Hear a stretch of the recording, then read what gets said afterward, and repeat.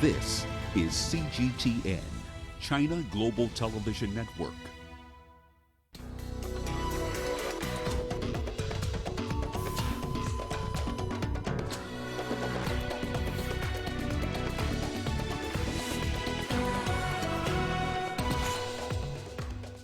Tensions rise after the U.S. orders the closure of a Chinese consulate in Houston. Beijing says it will retaliate.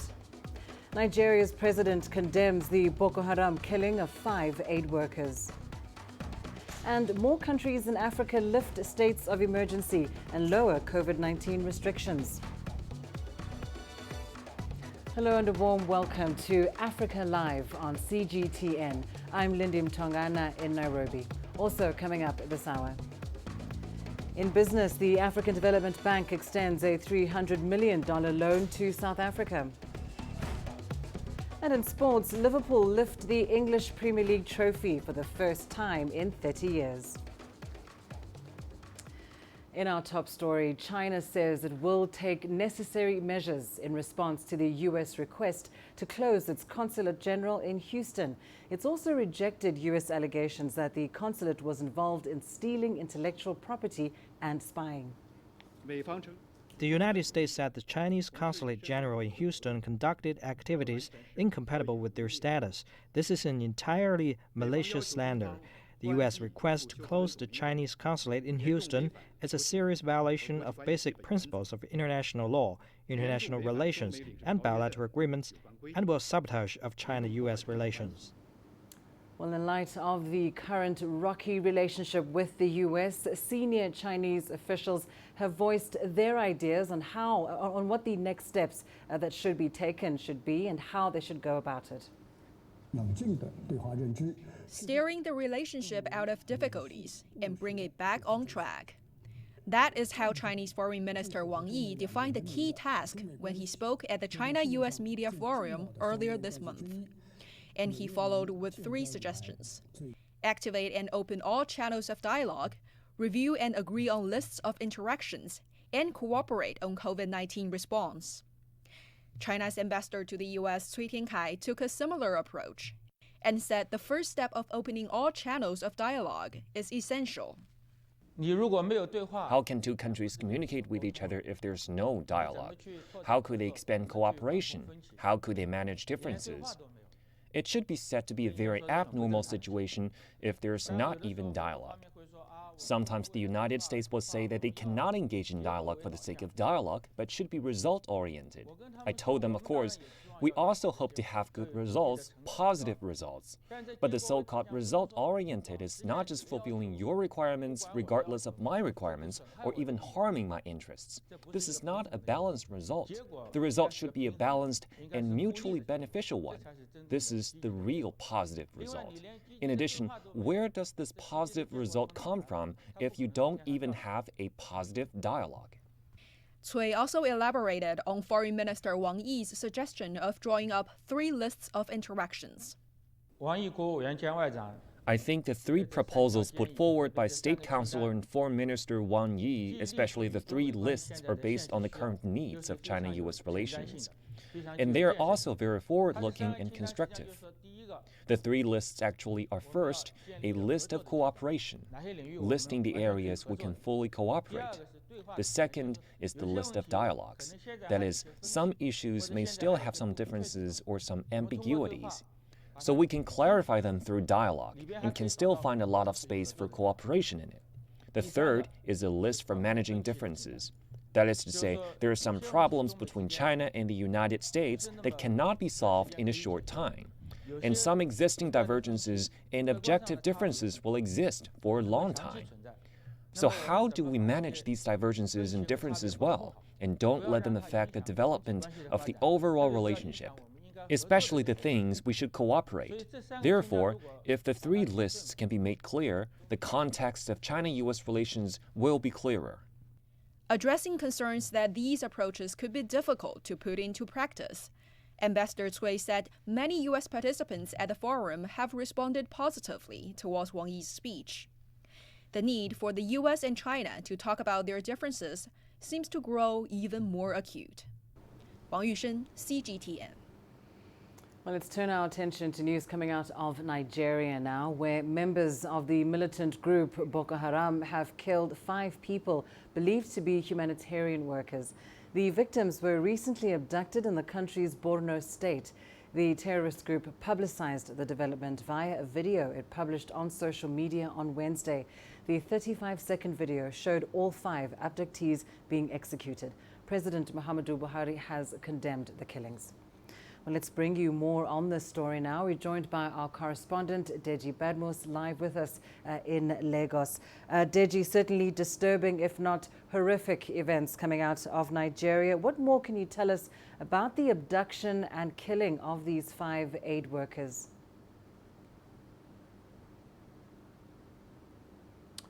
Well, Lindy, you're perfectly correct. Quite horrific incident, no doubt at all. Now, this group of 5 humanitarian workers were actually abducted sometime in June, and they had actually gone for humanitarian work. They had actually gone to visit an IDP camp, and they were on their way back to Maiduguri when they were ambushed and, of course, abducted.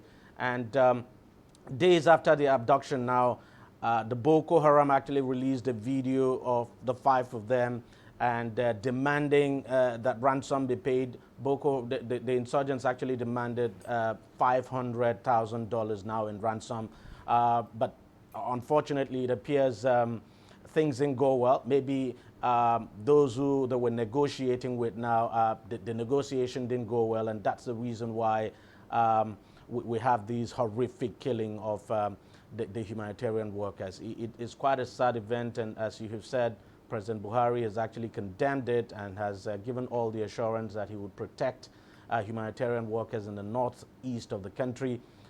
We've seen this before. It's actually not the first time, but it's clear that whatever it is, the negotiation for the release of these humanitarian workers didn't go well. And obviously, the insurgents did not get the $500,000, and that's why they've been killed. And tell us more about how such killings have impacted aid organizations in Nigeria. You did mention that the president has given his assurance to aid organizations that they would be safe.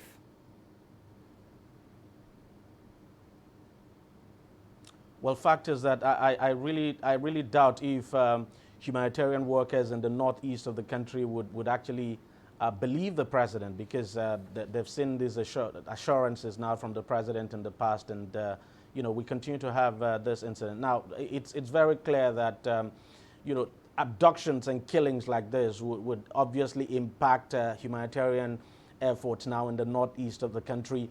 The head of the UN humanitarian efforts here has made that clearly. For instance, it makes humanitarian work much more expensive, because what you would have now is that most of these humanitarian workers would have to be airlifted, probably by helicopter or what have you now, to the various IDP camps, since it's become very unsafe to travel by road. And we've actually seen that. And no doubt at all, it will slow down these humanitarian efforts too in the northeast. So quite a lot of displaced persons now may not be able to get humanitarian supplies now. That's no doubt at all. So it's a very tough one. That and those who would really feel it would be these internally displaced persons, especially those who are in camps in far-flung remote areas of the northeast of the country. Lindy. Deji Badmus, thank you so much joining us there from Lagos. Now, Turkey and Russia say they've reached an agreement to work on a credible and sustainable ceasefire in Libya. The two countries are among the foreign powers that are involved in this decade-long conflict.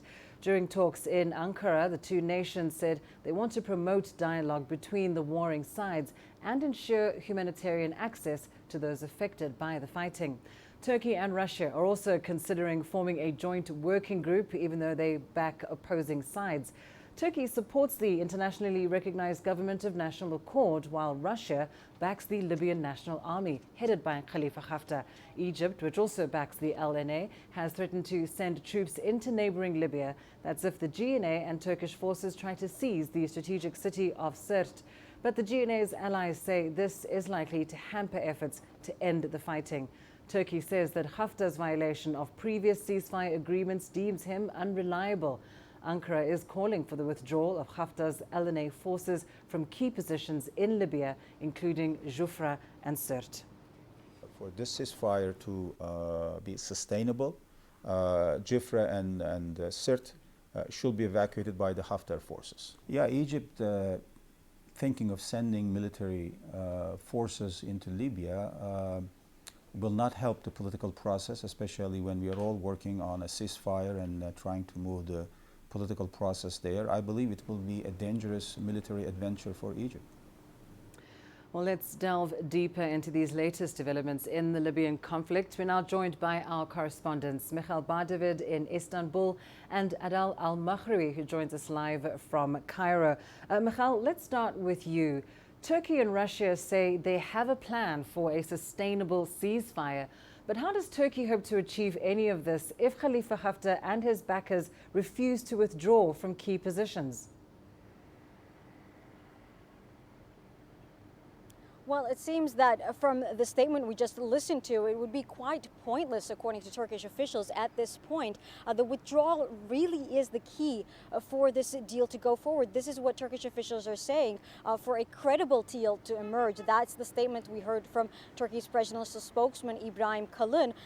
But they're also saying that for this deal to emerge, that Libyan forces, they have to withdraw the Haftar forces to the front lines of 2015, and that will require Haftar's forces to pull back from the city of Sirte, because it is a very strategic city. That's what we have to understand. It's a gateway to Libya's oil fields in eastern Libya.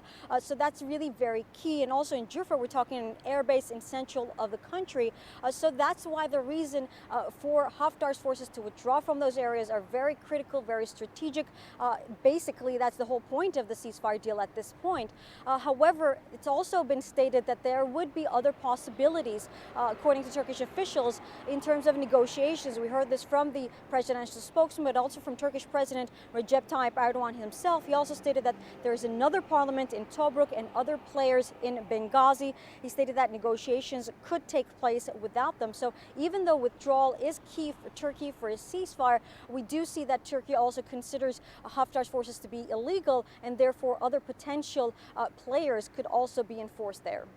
Adal, coming to you, of course, Egypt very invested in this conflict and has recently been given the green light for possible military intervention in Libya. But Adal, what is Egypt's position on these ceasefire efforts between Haftar and the Government of National Accord? So Egypt believes that a ceasefire should take place immediately, without any mobilization, any further territorial gain or losses for either side. President Abdel Fattah al-Sisi has clearly stated that both parties should be satisfied with where they're standing and begin negotiation. And the reason is, as Michelle said, is that basically Sirte is of key importance. And if Haftar retreats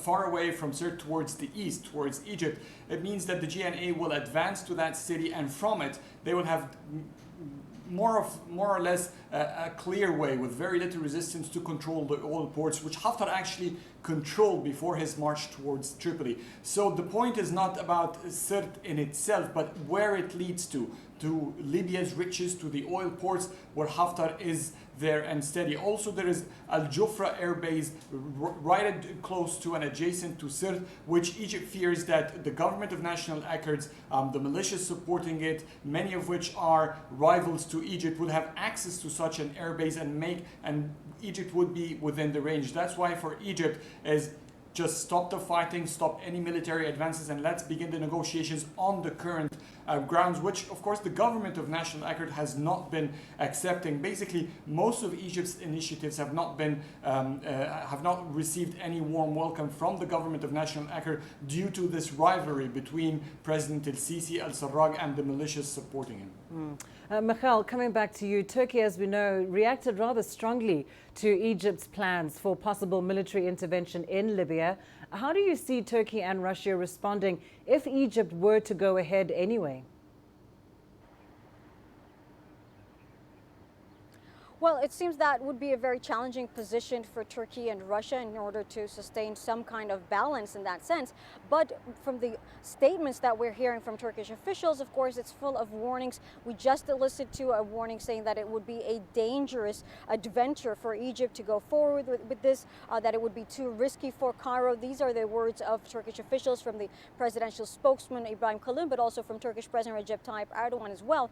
And on Wednesday, Turkish President Recep Tayyip Erdogan, he chaired a high-level security meeting, and a statement was issued following the meeting by the National Security Council. It stated that Turkey would not hesitate to take all necessary steps against all kinds of bullying in Libya. He added that Turkey would stand by the people of Libya against any tyranny. So basically, analysts in Turkey are saying that Turkey is ready to take action, that Turkey would not hesitate to take military action. We've already seen that they've had these agreements, very strategic agreements from last year, with the military agreement as well as the maritime agreement between Turkey and the government of national accord. So basically, Turkey is warning Egypt at this point that it would not hesitate to go forward in that case. And Adele, coming back to you, the government of national accord in the past rejected ceasefire calls when Haftar's forces appeared to be losing ground in the war. But now with Egypt's threat to join the conflict, would Sarraj's government reconsider their position? It is not clear if they would reconsider or not, but what we know for sure is that since Egypt has stepped up its tone, showing that it will not tolerate any attempt to take over Sirte, and it will move immediately with its armed forces to intervene, that the forces supporting the government of national accord have not taken any steps forward. So far it seems that there is, yes, a rally to amass arms from both parties around Sirte, the government of national accord on the outskirts, and Haftar's LNA forces to defend the city, but none of them have moved forward. So Egypt is not really willing to interfere militarily. It is going to cost, and it is going to be painful, that's definite.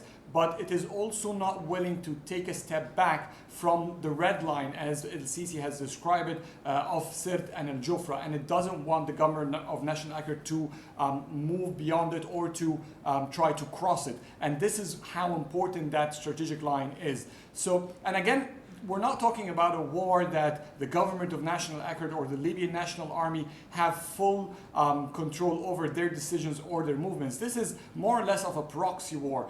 So Egypt will not be moving alone. It will not be moving without coordinating with international powers. And so does Turkey or the government of national accord. It will not move without consolidating with its allies on the ground. So at the end, this is a battle between international powers over the war in Libya and how they want the political process or the negotiations or even the war to proceed from now on. There is a chance, an invitation from Cairo to follow a political roadmap that it has announced with Khalifa Haftar and the Speaker of the Libyan Parliament, Aqil al-Saleh, just given the recommendation or giving the condition that no further military advances of either troops should take place. If that is maintained, then there might be, from Cairo's opinion, there might be a good opportunity for negotiations and talks.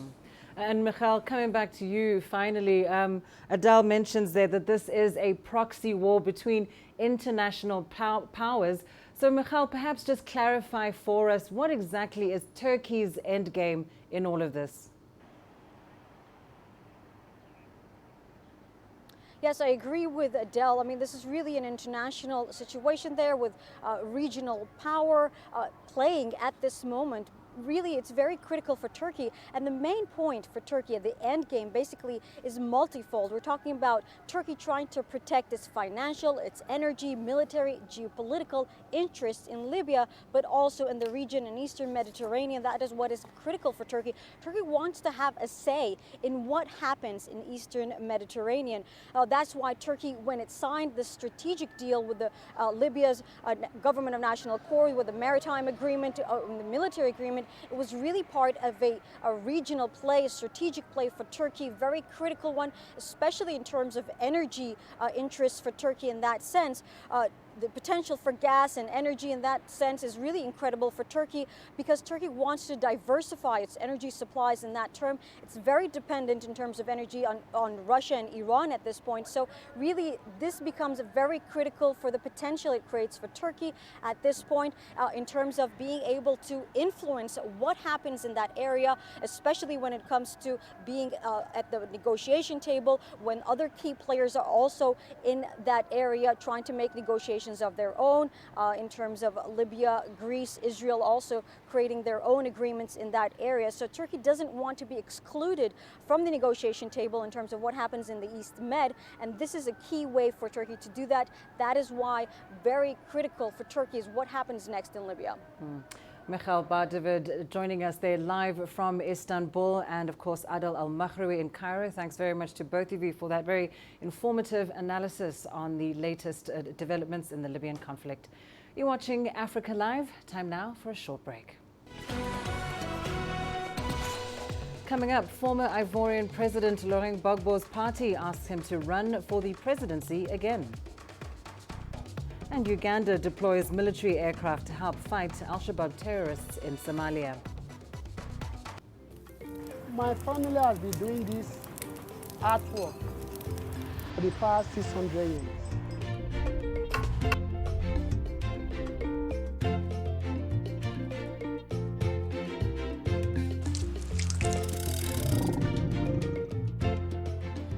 My dream is to be a leading player in Africa in spice sector.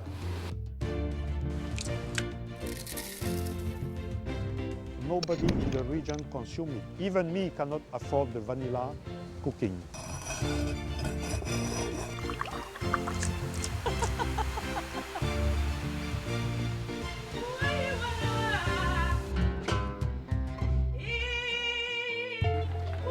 What we've created here is the elegance, the color, the celebration of life.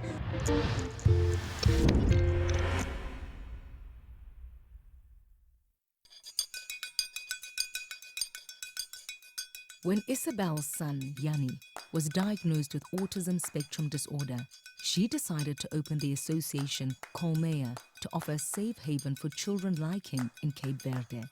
The association has become the face of intellectual disabilities in a country where stigma is rife. Tem que conciliar caroscusa, que concilia vida de minha filha com essa associação que funda com o objetivo de dar resposta àqueles outros mães que não acreditam que amam seus filhos igual que não amam minha filha.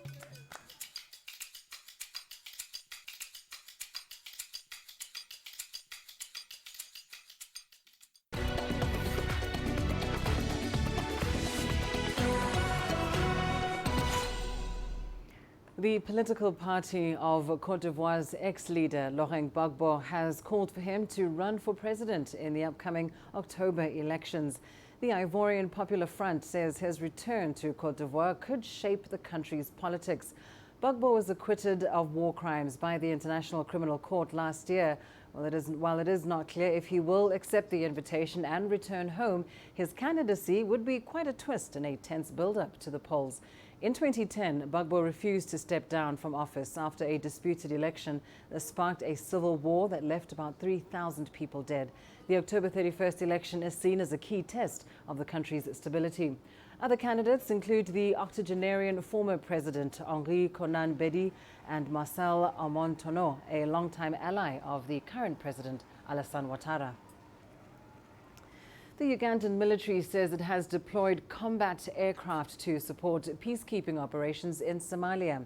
The military equipment will offer support to troops battling Al-Shabaab militants. CGTN's Hilary Ayesiga has more. Uganda says the helicopter gunships are en route to Somalia. Uganda has over 6,000 troops serving under the African Union mission to Somalia. It says the military hardware could be a game changer in the fight against the Al-Shabaab militant group. And once we have eventually deployed on the operation theater with all of the assets, we are confident that we will provide the ground forces with the necessary firepower that was missing to put down the enemy. In August 2012, Uganda lost 3 Mi-24 helicopters on their way to Somalia after they crashed along the slopes of Mount Kenya, killing 7 crew members. Over the last decade, AMISOM troops have been facing a challenge to counter the insurgents. Enemy has been much using of asymmetric warfare. They tried conventional warfare, but later on shifted to asymmetric, whereby the enemy does not assemble in big numbers, but use all tactics that are unconventional. The African Union, backed by the United Nations, has deployed close to 20,000 troops from Uganda, Burundi, Djibouti, Kenya, and Ethiopia to fight the Islamist Al-Shabaab group. And with the introduction of Uganda combat aircraft at the battlefront, it's hoped peace can return to the Horn of Africa nation. Hilary Esiga, CGTN, Kampala, Uganda. The Nigerian government says it's planning to test about 5 million farmers for COVID-19. Officials say the mass testing campaign will help ensure the well-being of farmers and secure food production in the country. The government has also received an $890 million grant from the Global Fund to help fight HIV, tuberculosis and malaria amidst the coronavirus pandemic. Here's our correspondent Phil Ihaza with more. Nigeria's Minister of Agriculture, Samburu Nono, says the government plans to engage in a massive COVID-19 testing program of about 5 million farmers across the country. He says it's part of President Muhammadu Buhari's mandate for ensuring farmers are healthy and able enough to produce optimally during the pandemic in order to prevent food shortages. Experts say although testing millions of farmers is a welcome development, the plan may not be feasible. It's going to help first to guarantee that the men or the workforce in the agri sector are protected. It's going to be ensured that these people are productive. It's going to be sure that at the end of the farming season, we can have productive yield. People can have farm, we can guarantee food security. So it's okay. But beyond that also, we also have to look at the capacity. From what we have seen in the last 3 months or so when we had the first case, since, that should be February or March, till now, how many have we tested? Nigeria has so far tested less than 250,000 people, and the agriculture minister did not give many details on the plans or a date to commence the mass testing exercise. Meanwhile, the Minister of Health, Osage Hanire, says the country's $890 million payment received from the Global Fund will help tackle other ailments aside from the coronavirus affecting the productivity of citizens during this period. And now, according to the minister, malaria, which is one of the most prevalent diseases infecting over 53 million people annually in Nigeria, is expected to take the highest allocation of about $418 million, followed by HIV with $329 million and tuberculosis with $143.5 million. Experts say if the fund is maximized, it could go a long way in reducing the burden on healthcare systems, especially during this pandemic period. If we can manage those funds very well, if we can deploy them to the appropriate quarters, not just drugs, environment, and every other areas, if we are sure that we can track those monies so that they don't end up in private pockets, I believe that, yes, it will help. Because now, of course, we have shifted all attention away from all these ailments to COVID-19. So it's going to help Nigeria. Nigeria received the Global Fund's largest ever country allocation in its current funding cycle. It's meant to be implemented over a period of 3 years, beginning from 2021 to 2023. Phil Ihaza, CGTN, Abuja. Despite the World Health Organization's warning over the acceleration of COVID-19 in Africa, Uganda continues to ease restrictions. On Monday, the WHO warned that South Africa's dire coronavirus numbers might be the precursor to rising rates across the rest of the continent. But in Uganda, President Yoweri Museveni has reopened hair salons and a number of shopping centers in the capital. Uganda has so far recorded over 1,000 COVID-19 cases with no deaths. Leon Senyange has more. It is the first time salons in Kampala have opened since the COVID-19 lockdown was imposed in Uganda 4 months ago. For customers, bad hair days are now gone. For hairstylist Nasamura, it is a happy time being back to work. But while at it, keeping his clients and workers safe is priority.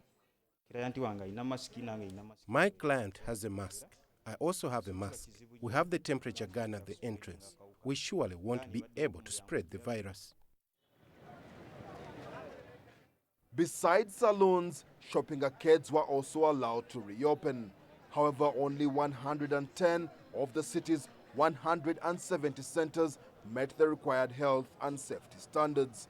Still, most traders insist they are not taking any risks. We are happy with the president's decision. We are willing to follow the health rules. It's still a challenge, though, to work out how to reopen businesses for many traders. The main problem now I see is the payment of the debts of the month we have finished without working.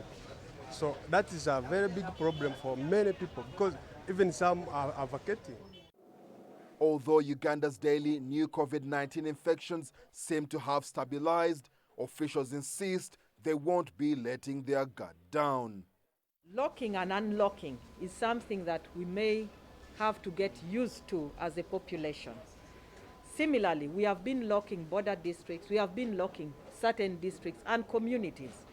So it is not that we are not doing it, but we are giving opportunity to people to utilize the knowledge that they have gained and what they are seeing happening in the other countries to act as wise people and prevent infection.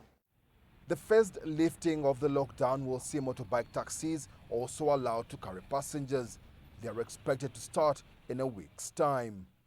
While several public places are open, many others are not. The government is yet to decide on when bars, schools and even churches can open their doors. Leon Sanyange, CGTN, Kampala, Uganda. Now, since the outbreak of the COVID-19 epidemic in Zambia, yet another Chinese medical team is working hand in hand with the country to share their experience in prevention and control. They are reaching out to all sectors of society through local media as well as national broadcasters. The medical team is also working with national health institutions to provide guidance. They have so far proposed the establishment of fever screening clinics as well as strengthening the protection of medical staff. Chinese and Zambian medical experts have been meeting virtually to exchange ideas on ways to fight the pandemic. Various training sessions as well as lectures have been conducted across the country. Their work has been widely welcomed by the Zambian Ministry of Health as well as locals. I'm really sincerely grateful because we have been accorded a chance to actually go through this sensitization and get adequate information that we really needed. We are also thankful that they really are considerate and caring for us and our health.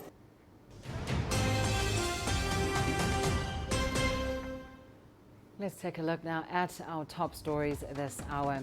In Nigeria, members of the militant group Boko Haram have killed 5 people believed to be humanitarian workers. The victims were recently abducted in the country's Borno state. President Muhammadu Buhari has condemned the killings. China says it will take necessary measures in response to the U.S. request to close its consulate general in Houston. It's also rejected U.S. allegations that the consulate was involved in stealing intellectual property and spying. And Turkey and Russia say they have reached an agreement to work on a credible and sustainable ceasefire in Libya. Turkey is calling for the withdrawal of the eastern-based commander Khalifa Haftar's forces from key positions in Libya, including Jafra and Sirte. Well, time now for your business news. Here's what's coming up. The African Development Bank extends a $300 million loan to South Africa.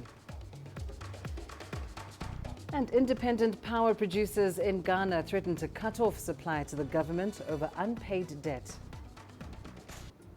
Africa is the nexus of enterprise, and global business will tell you why it matters. From the mega investment projects to multi-billion-dollar mergers and acquisitions. Africa today collects, just in terms of revenues from taxes alone, $545 billion a year. If you take 10% of that and you devote it to the energy sector, problem solved. All this on Global Business, weekdays at this time on CGTN.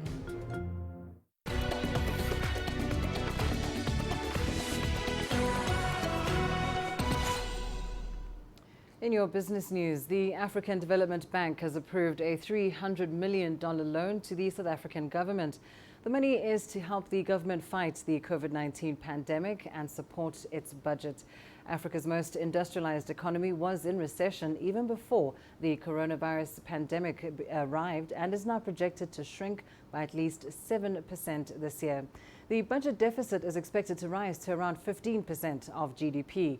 The country has recorded the most coronavirus infections in Africa, with over 380,000 cases. The AFDB said in a statement that the loan would protect lives and promote access to essential medical equipment to protect livelihoods by preserving jobs and support companies in the formal and informal economy. Independent power producers in Ghana could stop supply over government debt. They produce almost half of the country's electricity supply, but a $1.4 billion debt is making it difficult to meet that demand. The Chamber of Independent Power Producers says there is a real danger of some plants shutting down if the situation is not resolved soon. Ghana relies on private producers for nearly half of its peak demand of 2,700 megawatts. The 12-member group wants the government to share how it intends to repay its debt in a mid-year budget presentation this Thursday. Well, still on electricity matters, South Africa's state-owned power utility recently announced it was rolling out power blackouts once again. The decision by Eskom has disrupted many businesses that had gone online in order to stay afloat. And as Hlonela Lopowana reports, with the ongoing coronavirus pandemic, there seems to be no light at the end of the tunnel. With the ongoing impact the coronavirus pandemic has had on South Africa's economy, the people are now facing yet another familiar enemy, load shedding. For many entrepreneurs, the rolling power cuts have meant spending more time on childcare than businesses. With blackouts, it means that I have to catch up on my daughter's work, meaning that I have to reschedule whatever appointment that I might have set for that day, and that affects my client business relationship as well, so it's kind of difficult juggling the two, especially when there's low electricity, because you have to do what you have to do. Teaching my child is a priority, and making money is also a priority, so now I have to shift that. I have to find a balance. The country's ailing state utility, Eskom, recently resumed nationwide power cuts for the first time in more than 3 months. For others, the power cuts have occurred randomly, even when the area was not scheduled for disconnection. Some of these power cuts happen just spontaneously. So, it happens that I'm teaching and there's a power cut. There's nothing I can do about it but to communicate to my boss to say, you know what, I cannot continue with my lesson. Yes, I was online. Most probably my kids are wondering where I went. So can you please help? Let them know that I had load shedding, and can either someone take over the class or tell the kids to leave the meeting. Thousands of children resumed classes at the beginning of June, but most parents have opted to keep them at home for online classes in fear of the rising number of infections. Despite trying to adapt to the new norm, the return of power cuts is stalling the already slow recovery by businesses that had adapted to working online. Hlonela Lupuana, CGTN.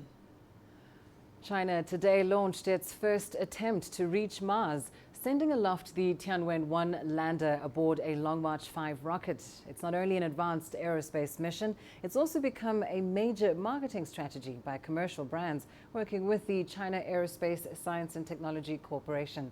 Our Chen Tong was at the launch center in Hainan province. As the Mars mission began, it was also the start of a special live streaming event, with broadcasters imparting some aerospace knowledge while trying hard to sell some down-to-earth products. Beauty brand USI worked with China Aerospace Science and Technology to launch a new skincare lotion, using Mars in its marketing strategy to target consumers with facial problems such as bumps and eye colors that may have uncomfortably reminded them of the surface of the red planet. USI is hoping many launch viewers will turn into product buyers. Using an event for crossover marketing aims to attract more consumers. This was a pretty rare live stream because the event was so big and impressive. It should help us attract more people than a pop star. The Mars mission is something everyone in the country can be proud of, young or old, man or woman. And this broad target base also matches our consumer base. USI is not the only brand counting on the Mars mission for help with its marketing. Auto brand Beijing and liquor maker Meng Zhilan are doing something similar, putting an aerospace appeal into their new products. China Aerospace Science and Technology has been very active in promoting itself as the basis for some high-flying marketing. Our innovation had been encouraging companies to come up with creative products and use crossover marketing to take advantage of the special attraction of aerospace technology. It's a unique way to define aerospace culture and spirit to let more consumers know about China's aerospace activities. Commercial products and aerospace, it seems there's no connection between the two. But crossover marketing is letting brands to use people's awareness on the big event to create a unique marketing strategy.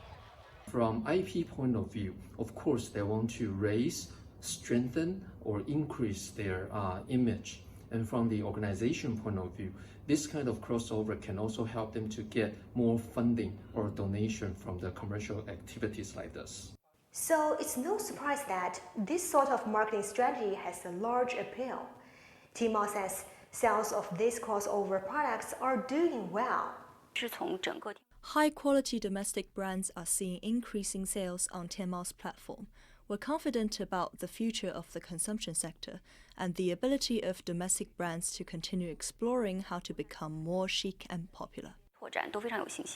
From beauty brands to food and daily necessities, China brands are continuously exploring innovative marketing strategies.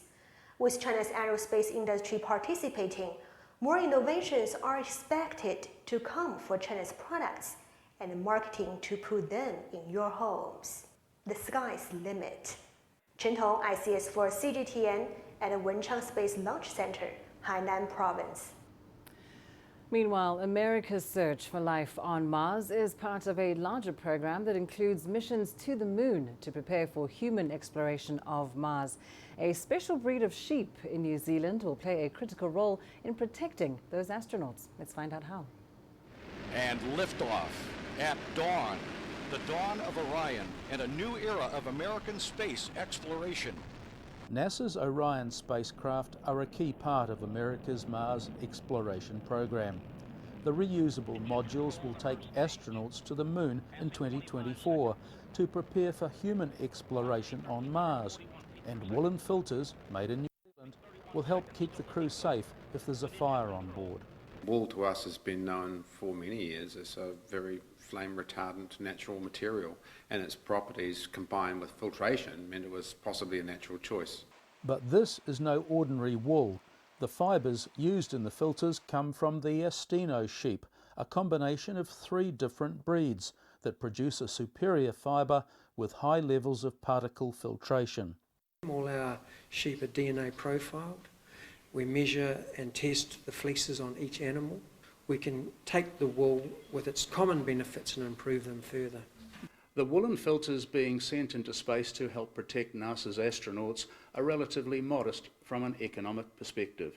But here on Earth, the use of such high-quality filters to help prevent the spread of COVID-19 has created a multi-million-dollar business in face masks.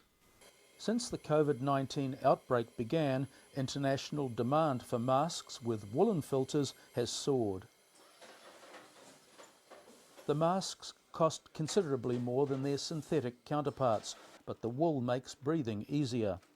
We can have a lot less dense filter, which makes it much easier to breathe through. And because wool is sustainable and biodegradable, there's less impact on the environment. That fibre will not be contributing to the massive tidal wave of synthetic polymer filters which are going to be accumulating around the world as they're dumped in response to COVID-19. For farmers like Andy, there's hope that the health benefits will also provide a much-needed boost to New Zealand's declining wool industry. As the relevance of wool for air filtration becomes more understood, the interest will grow and the applications will widen. Owen Poland, CGTN, Auckland. U.S. federal employees could be barred from using Chinese-owned media video app TikTok on government-issued devices. That's under a bill that passed a U.S. Senate committee on Wednesday. The lawmakers claim that the security of users' personal data could be at risk. The bill is the latest move by Washington to decouple with China in the technology sector. A TikTok spokesperson reacted to the bill by saying that TikTok is key to Americans' creative expression. The No TikTok on Government Devices Act will be taken up by the U.S. Senate for a vote. TikTok's wide popularity among American teens has brought scrutiny from regulators and lawmakers concerned with privacy issues. Some analysts say the biggest winner of the bill could be Facebook. That's because the company has been losing market share in the social media market and is planning to launch products similar to TikTok. The Trump administration is also considering a broader ban on TikTok and other Chinese-linked apps. Well, this has not stopped TikTok from feeling rather confident. The company is planning to add about 10,000 jobs in the U.S. over the next 3 years. It is owned by China's ByteDance, and it's also considering London, among other locations, for its headquarters. TikTok now has about 1,400 employees in the U.S. That's up from less than 500 in January. TikTok's operations and commercial activities are now separated from ByteDance and overseen by U.S.-based managers, especially for content-related decisions. Well, time now for a short break. Here's what's still ahead on the program. The splendor of Samburu culture in Kenya and the resilience of Samburu women. The greatest journeys, the greatest sights, the greatest adventures. Here in Kanata, this weir allows the locals to walk on water. We're far more than just TV news. We're your passport to the wonders of Africa. To bring you stories of struggle, survival and hope.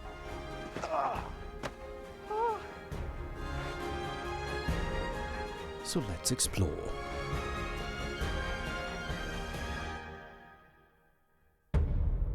CGTN. See the difference.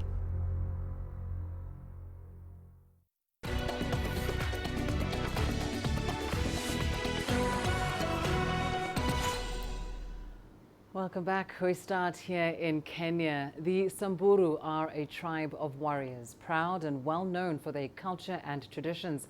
Well, today we air the second part of CGTN Africa's special series, Tribes in Flux. And in this episode, we look at the resilience of Samburu women and what the next generation's focus might be where culture and traditions are concerned. Ndio naona inakuja kupotea kabisa kwa baada ya miaka. Itakuja kuisha kwa sababu kuna generation nyingine ambayo inakuja sasa tujifinya hawa wataishi kwa maisha sisi.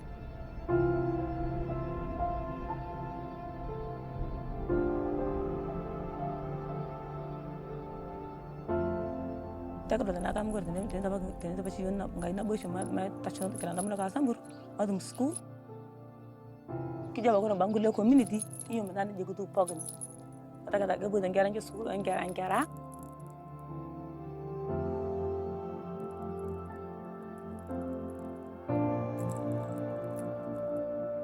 ya maro ngi shandon to ngone bor na mawara re na to ngoro ko la chamare na de neitingo neitingo dongo je poke ti lo bor ne ti lo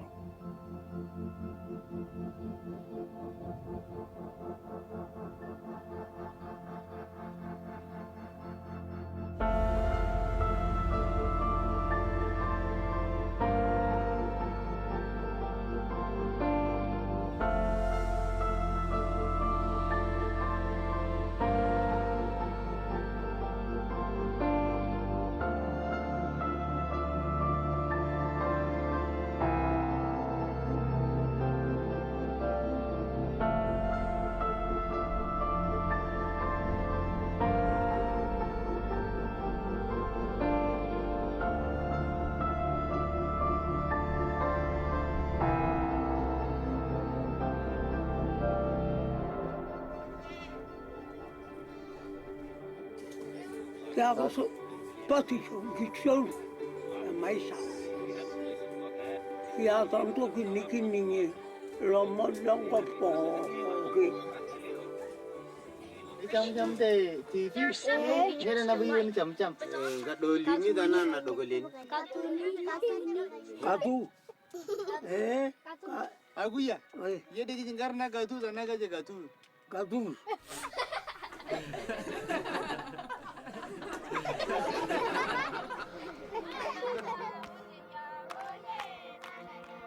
Ama begitu bangkira suku, am kalau mereka ada suku, metu kita ngida kunu juga hantam mereka Samburu, ada tu bangkira suku, kinga dawo leng. Am metu kapan juga jadi kini mereka sentuh kena dua anak hantam mereka Samburu. Niki ada kini milang, pau gue minta misima.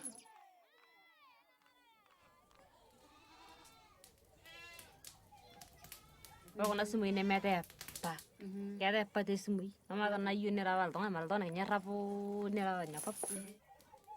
Amda apa mete nanya tu.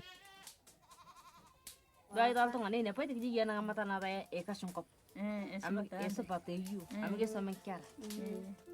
Iya bayo, mai sama kaya bayo gaten. Yo dam po lindo. Mata na chama tena.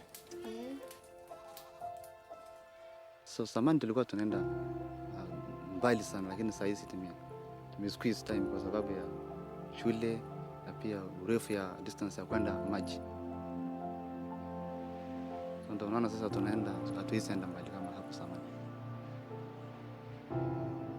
Mimi naonelea tu hii culture iishe, inakuja kupotea kabisa kwa baada ya miaka. Am kalau mereka ada suku, metu kita ngida kunu juga hantam mereka Samburu.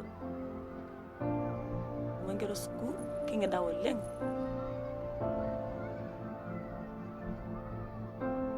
Niki ada kini milang.